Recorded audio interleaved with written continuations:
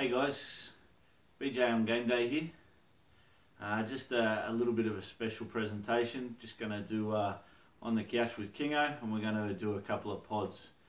Just looking at each team, one pod from each team, just coming up obviously to the start of the season, and see if we can find one or two to chuck into your team that not too many other people do. We're going to do them in alphabetical order with the team. Start off with the Broncos, and looking at Corey Oates. Corey Oates owned by 8% of teams. He's at 457,000, so a little bit awkwardly placed there, but he does have that duality this year with centre wing and second row. So obviously Wayne Bennett looking at him playing in the second row this season. He's been there in 2 trials so far this year, 2 tries and 2 trials. So obviously knows how to find the line. Plenty of pace for a big fella. It's just how he adapts to that second row, position. Obviously, a lot more action in the middle of the park, whether he can take the hits and take the tackles, and see how he goes there. But definitely one to look at if you're looking for that sort of mid-range in the second row position. Over the Bulldogs, and another one in the second row. Now this guy hasn't really done much in the last few seasons, Raymond Fatala Mariner, but has some ability. Obviously come off the bench the last few seasons for the Bulldogs. They've just got a bunch of sort of mid-ranges in that second row, but I think he might be a chance to step up this season.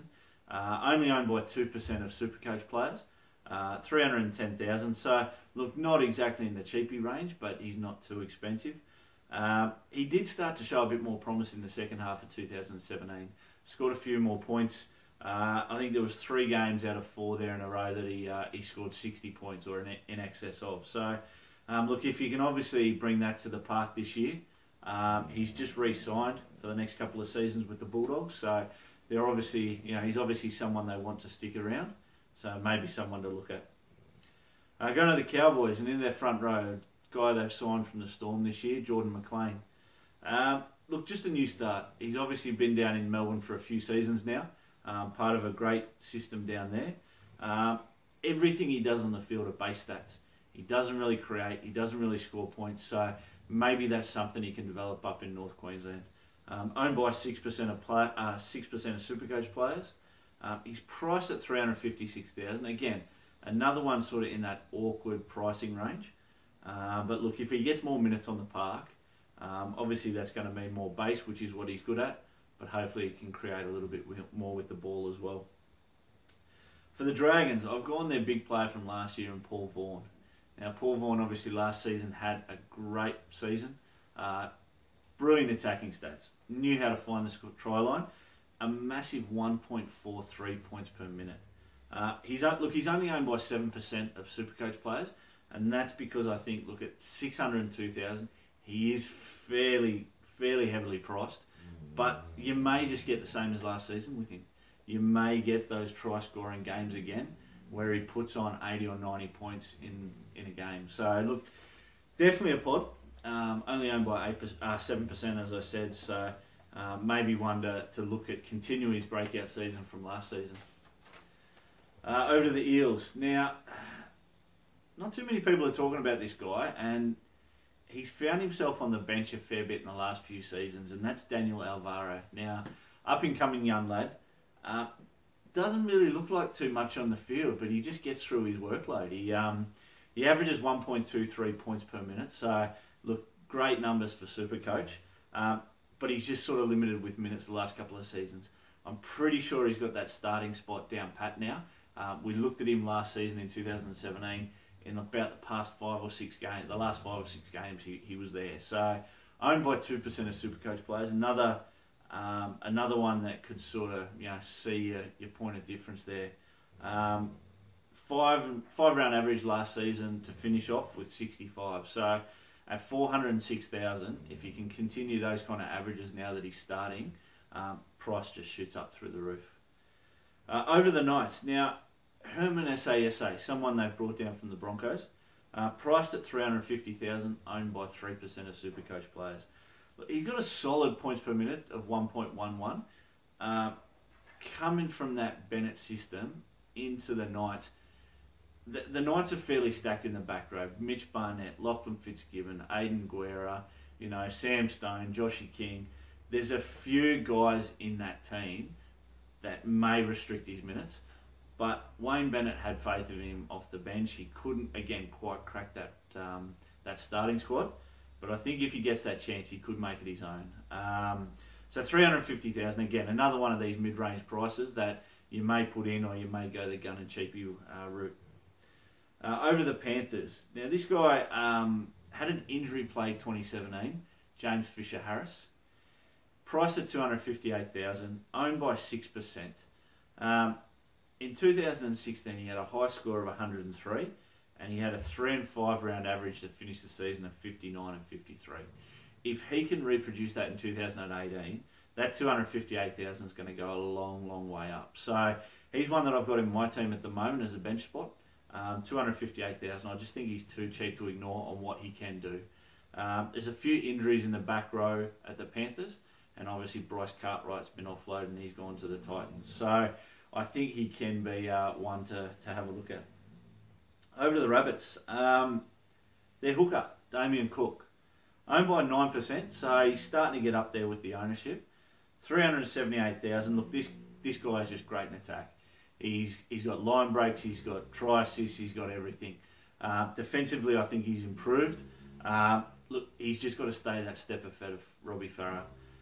They've shared the role in the last season, and I think if somehow we can just get that bit more of a dominant role in the 9, he may be one to look at. Plenty of people obviously going to have Cam Smith in the 9, so anyone you can find that's a point of difference in that position is definitely worth looking at. For the Raiders, I've gone with Joey Tapine, 421,000 his price, only owned by 3%. Look, this kid's just on the way up. Every season he gets better. Every game of every season he gets better as well. He's got that duality in the front row forward and the second row forward. There was a few games late last season where he did start. Obviously, he spent a lot of the time coming off the bench, but just has a great impact on the game.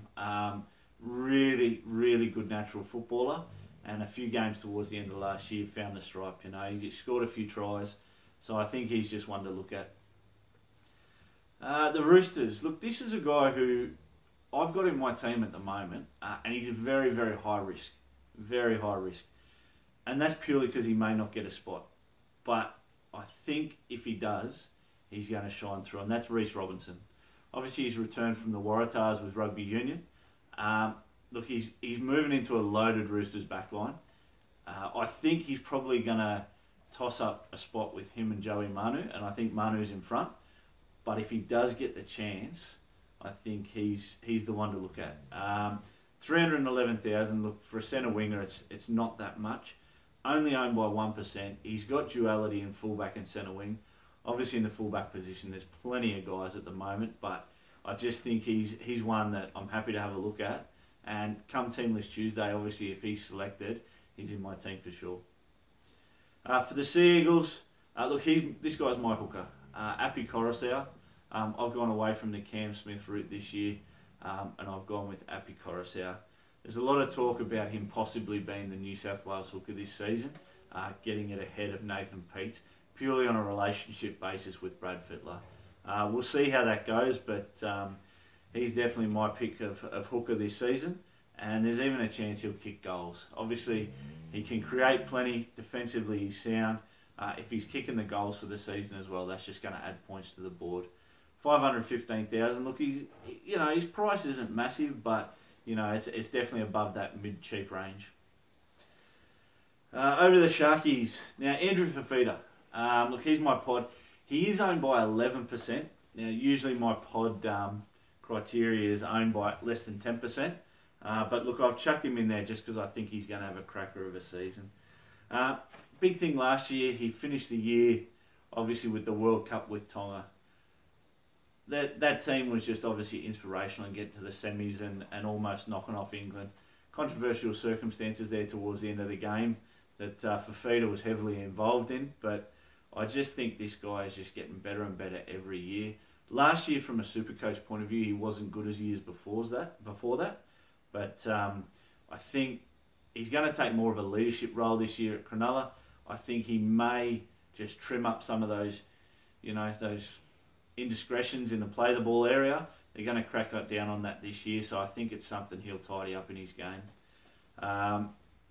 Look, only the one try last season, which is fairly uncharacteristic for Fifita. You look at him as a prop with his potential, normally an 8 to 10 tries per season kind of guy. So I think he can bounce back from that. Another one where I've sort of breached the criteria a little bit for the Melbourne Storm is Josh Addo-Carr. Look, Josh Addo-Carr is owned by 12% of teams, but I just think he's thrived at the Melbourne Storm under Craig Bellamy. I think he's got into that system, and every time you look at the kid on the field, he just looks like he's having fun. So 461,000 is by no means a cheapie for a centre winger, but I just think he's going to get better and better. He's a try-scoring machine. I think he's good for another 25 tries this season. Him and Vunivalu just know how to find the try line, and I can't see why they can't change that. That's not going to change this season. So, yeah. With the Tigers, now, I've talked to one of our followers online about this guy, Corey Thompson. Owned only by 2% of teams. He has returned from the UK Super League. Look, he's just a proven try scorer. He knows how to find the try line. He wasn't really too heavily relevant in Supercoach back when he was here, but who knows how he's developed. Obviously at 319,000, just in that mid-range, which is good. He may just find that sort of way into a few teams, being that point of difference. For the Titans, I've gone with their captain. Announced as captain today for this year, and that's Ryan James. Had a pretty quiet 2017. Again, another player that in 2016 really shone through, was talked about in the New South Wales Blue circles as being a chance of that spot, and then that all just sort of died off in 2017. Owned by 3% of teams, I think he could be one to have a look at. And for the Warriors, I'm going with Solomon Akata. Centre winger, 324,000. Defensively in the last couple of seasons he's improved, and he's just a genuine attacking threat all over the park. He's an absolute wrecking ball, but like the Warriors, he is rocks and diamonds. You usually get an absolutely massive game out of him, or you get an absolute shocker. So look, take him at your own peril. He's one definitely to consider. If you can get a little bit more consistency in his game, he's one to have a look at. So owned by 2% of teams. See how you go with him. But just a quick one here tonight, guys. Just had a look at the pods for each team. Obviously, we're all looking forward to Team List Tuesday. Follow us on Facebook, BJ on Gameday. We'll be back on Saturday night. We'll do a couple of podcasts covering the other 8 teams we haven't done just yet. So watch out for that one. Thanks, guys.